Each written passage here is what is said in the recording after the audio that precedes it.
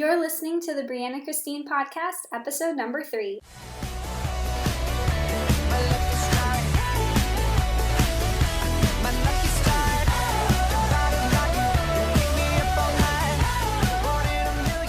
Hello, everyone, and welcome to the Brianna Christine podcast, episode number 3. You know how they say that 3 is a charm? That is definitely the case for this episode. I thought 2 was pretty good. I thought I put a lot of study and effort into that one, but this one is even better. You know it is because I talk about Walt Disney, and he's one of my favorite people. The episode topic today is how to become confident introducing yourself and learning how to measure success. First of all, thank you for joining me today. Wherever you are, whether you're on the road or at home, thank you. I hope that you can learn something from this episode that will help you gain more confidence and give you a guide to help you measure success. What we're going to learn today is first, how to gain confidence in learning how to introduce yourself to new people, and maybe in a couple other ways. Then we're going to look at Walt Disney and the steps that he took to become successful. And lastly, we're going to look at the Bible to see how we can measure our success. Just a little bit of background, I spend about a week putting together these topics, just a little bit of time each day.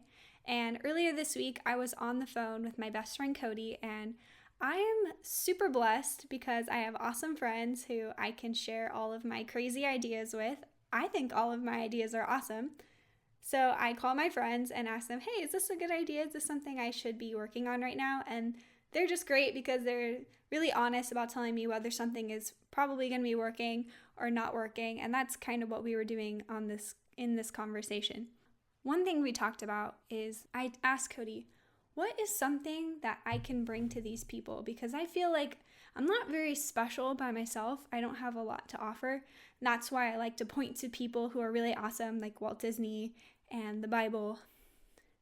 And she was talking to me about how she is not really that great at introducing herself to new people. She feels awkward and uncomfortable. And personally, I feel like this is something I rock at. I love introducing myself to new people because I see each person that I meet as an opportunity to spread the word about my business and what I do. And so when I meet people, I make sure I'm confident and I say, hi, I'm Brianna. I'm a graphic designer. I try to give them my business card if they seem semi-interested. If the conversation goes really well, sometimes I show them my portfolio because you never know, that person could potentially be a client in the future, or maybe they know someone that needs a graphic designer. And then they can say, oh yeah, I remember that girl Brianna, she's a graphic designer. How about you call her? She gave me her business card. I took the train for the last 6 months to my job all the way in La Jolla. It's about an hour and a half to 2 hour commute. I must have met 50 new people, if not more, on that commute in the 6 months. And it was just a blast. I even consider some of them my friends. I knew in order to teach this topic, I had to define what confidence is, how we can measure it, and then once we do those two things, we can find a way to overcome our awkward feelings. What is confidence? The dictionary definition says, confidence is faith or belief that one will act in a right, proper, or effective way, a state of being certain. A paraphrase I heard of this was, confidence is knowing who you are and where you are going. I thought this was pretty good. I wanted to put my own spin on it. Write this down because it's really important for the rest of the episode. Confidence is the ability to trust that you will succeed. It's more than just knowing who you are. It's trusting that who you are will help you gain success. Why do we lack confidence? I went to the Bible for this, and I looked at 2 characters. First, I looked at Jeremiah, one of God's called prophets. He believed he was too young and too inexperienced to fulfill the role of being a prophet, because being a prophet is a big responsibility. And at first I was like, oh, great, this will be an awesome person to point to from the Bible, because he lacked confidence, and I bet you he got a lot of confidence in the end. And then later I learned that Jeremiah was actually pretty poor and he wasn't always taken well, and he was kind of sad. So I was like, God, how am I going to use this person to explain my topic from your word today? But don't worry, we're going to get to that. Later on in the week, I read about a character named Saul. Saul was chosen to be king of Israel. And interestingly, as he was being summoned by Samuel, he actually hid behind baggage. It says in the Bible, he hid behind this baggage. And I think this is so metaphorical as much as it is literal, because how many times do we hide behind our own baggage of all these past mistakes that we've done? Like, oh no, I'm not good enough for this because I failed in school, or I fail at relationships. I can't be good at this. Well, Saul was like this. He claimed he was too young, and he was from the smallest tribe of Israel, claiming that he was insignificant. Once I read that Saul became a king, I thought, now I have it, God. This guy is going to be the guy who's the star of my show. And then I read further and learned that Saul pretty much failed as a king. And so I was like, what? I was left questioning, how in the world can I use these two people in my show today? And that's going to be at the very end, so we'll get back to them. The next thing I want to ask is, what do we need to be confident? Well, some raw materials help, like good appearance, beauty, a nice smile, maybe some courage, taking action, but most importantly, a goal and a purpose. For Jeremiah and Saul, their goals were the same: to serve God well. Why do we need a goal to be confident? Goals help us measure our success. When we have a model for measuring our success, we can be confident that we are doing the right thing. And when we are confident in doing the right thing, there isn't any more room for awkward feelings. So when I'm on the train and I see somebody and I know that I want to make that person my client, I don't know who they are, but if they have work for me, I want to make them my client. So I come to them confidently, knowing exactly what I'm going to say, knowing exactly what I'm going to give them before they leave. I don't have any space left in my mind to feel awkward. But Brianna, I'm not like you. I don't feel confident. Well, maybe this is because your habits do not reflect the path that you've chosen, or maybe you have not chosen a defined path. Maybe you just go through life and you kind of make up your path as you go along, and so as you make up your path as you go along, you kind of have to make your confidence up as you go along, and maybe it's there and maybe it's not. But if you choose a path or a model that has guaranteed results ahead of time, you will not need to make up your confidence as you go along. Now, for the best example in the whole world, my favorite example for everything, my model, Walt Disney. Walt Disney started with a goal to become a cartoon artist. Walt Disney had a lot of interests as a kid. He's kind of like me. He liked trains, he liked photography, he liked drawing, he liked lots of stuff. But what do we know him for? We know him for drawing. Probably because he went to school for drawing at the Chicago Academy of Fine Arts. One of Walt's teachers, Louis Grell, was a successful artist whose clients included Paramount Pictures and Universal Studios. See where the influence may have came from? By the way, Louis Grell's parents sent him to school for art by age 12.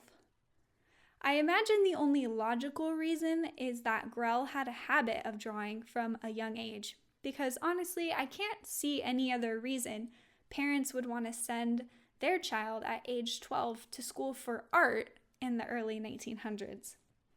So going back to Disney, Disney adopts this habit of drawing every day, and he continues to do this for his high school newspaper, later on in the military, on the trucks that he would drive. And then what happened when he came home from the military?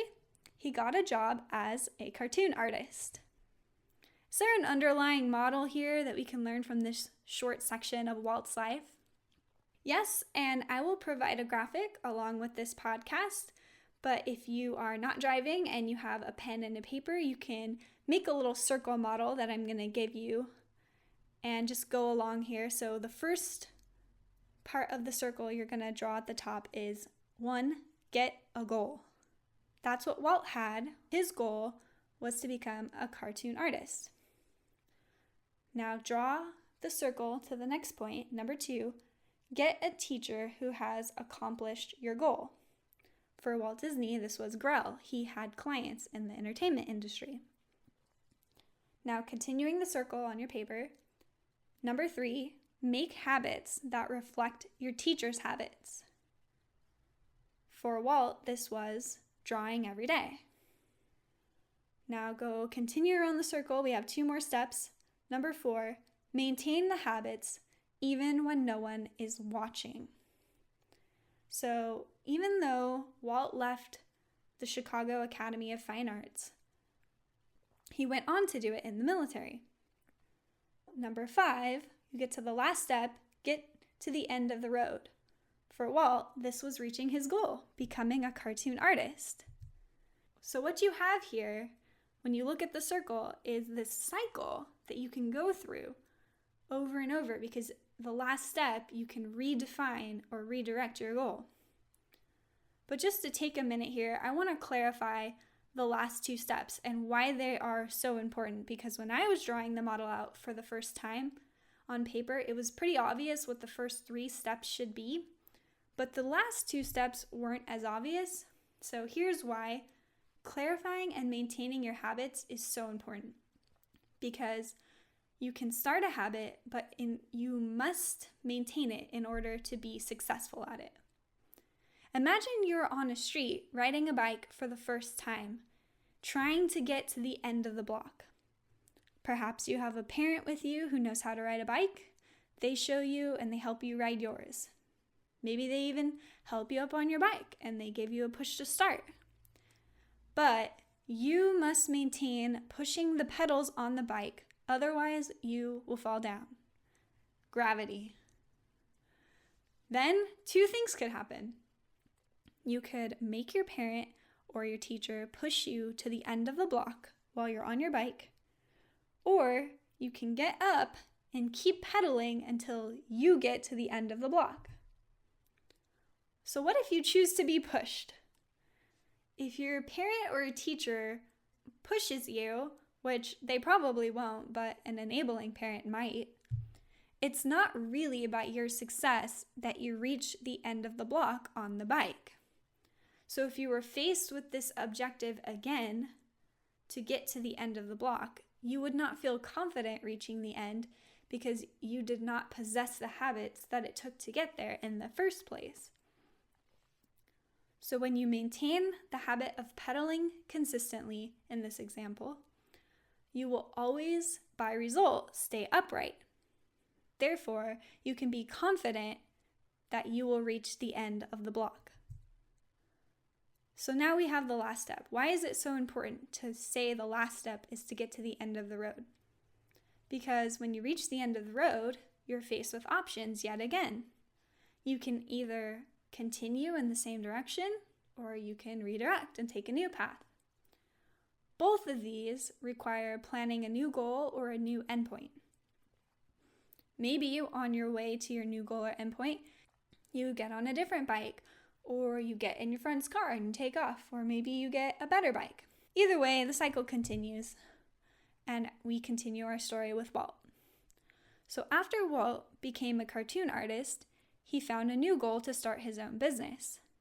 And just to sidetrack here for a minute, I just thought it was really interesting that when I was reading online, I read a statement that said, Walt hoped to become a cartoon artist. I just assumed the next one must have been to become a businessman, because those are all the actions he took after he became a cartoon artist. And again, people become their habits. That's the theme today. So once Walt created his first business, Laugh-O-Grams Studios, he created the Alice Comedies TV show, perhaps inspired by Grell, and he invested greatly into the Alice Comedies. He spent all of his time and energy building up this TV show. He went through the cycle. We get to the end of the road. He goes bankrupt. Whoa! Stop the story. What happened? Brianna, I thought you said that getting to the end of the road was supposed to make you successful. What happened? Well, I didn't say that getting to the end of the road makes you successful. I said it makes you feel confident. Getting to the end of the road doesn't always mean that you profited financially or emotionally from your task, but that you succeeded in giving it everything you had by habitually sticking to it. By the way, Walt didn't quit when he got to the end of the road. He took that same story, the Alice comedies, to Hollywood, asked his brother Roy to invest with him, and they made it a success there. And if you just continue to study Walt and his life, it's super amazing. Later on, you see that he redirects and works for Warner Brothers, redirects, and then makes the one we all love, Mickey Mouse. Going back to the Bible, back to Saul and Jeremiah to learn how to measure success at the end of the road. So now we know that Jeremiah was a prophet, not well received. He was poor, oftentimes sad. How was he a success? He was a success because he habitually obeyed God and never left God. Remember, that was his goal, to serve God well. And according to the Bible standards, that is how you do it, habitually obeying him. He succeeded. What about Saul? Saul, being a king and a respected ruler, failed because he habitually disobeyed God. By the Bible standards, he was a failure. He eventually was replaced as king, but his replacement is not what made him a failure. It was his disobedience. And that's why I love the Bible. All these ancient stories can still teach us relevant truths. Now we're getting to the end, and I want to talk about what we can do right now to become more confident. And I can't give you all of the answers, but I can offer some questions for your consideration. Number 1, what is important to you? You might want to take some time to define your goals and spend some time in self-reflection. Maybe if you like to write, I love to write because when I'm writing, I can have a thought, write it down. If my thoughts move on, I can write those down. And if I forget where I was, I can always go back to whatever I wrote. And sometimes I look back at things I wrote years ago and it reminds me of something that I forgot but is really important. And that's how you can learn what's really important to you. Once you define your values, ask yourself, are my habits and actions aligned with my goals? Disney, again, perfect example of this. He wasn't just an artist and a businessman, he was a family man. He wanted to have a balanced life. And so he obtained that by making it a habit at the end of the day of working really hard at the office, of making it a habit to go home and spend time with his family. Not to go out and party, not to go out and meet more important people. His important people were his family. And I mean, if you didn't love Walt already, you could just love him even more. Another example of this that I thought was really interesting is I overheard a conversation between my two friends talking on the train about how much money my one friend, Shelby, could offer my other friend, Priscilla, to eat meat. As you could guess, Priscilla is a vegetarian. To help Shelby see the value of her vegetarianism, Priscilla asked Shelby, "How much could I pay you to kill your dog?" Morbid example, I know, but I think you get the point. It's our habits and our actions that reflect our goals and our values. Wow, we've reached the end, and I know that is a lot of good stuff to process all at once in a short period of time, but hopefully this episode has inspired you to take some type of action, whether that is defining your goal, finding a role model, getting back on that bike, getting back into those habits, gaining that momentum when you're feeling weak, or redefining to your next goal, realizing you've come to the end of the path. We've learned today that you can gain confidence by setting a goal. We looked at Walt Disney and the habits and actions that he took to become successful through maintaining momentum and reaching the end of the road before redirecting or quitting. And lastly, we looked at Jeremiah and Saul to see how our habits show us a measure of our success at the end of the road. Thank you so much for sticking with me until the end of this episode.